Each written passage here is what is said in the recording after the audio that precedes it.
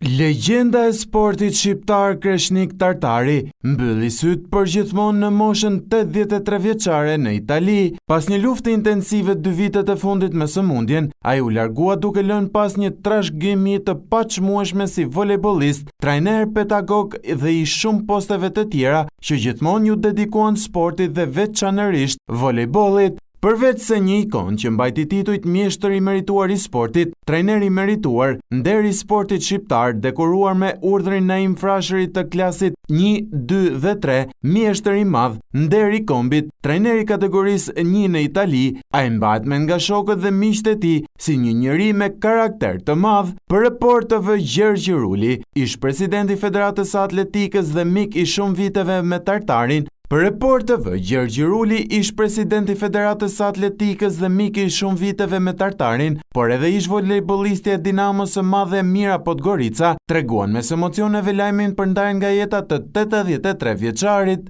Edhe Kreshniku lutem fal. E kuptoj, është një moment. Do të mbetet në histori, në memorien time si nga personazhet më pozitiv dhe më të mrekullueshëm. Është një figurë historike që do të mbetet legjendë dhe ne do ta kujtojmë sepse na ka dhënë leksione për volejbollin, por na ka dhënë leksione për jetën të mrekullueshme. Akoma nuk duhet nuk ambientohemi dot me noticën që na erdhi mbrëm dhe akoma nuk besojmë që trajneri Tartari na la.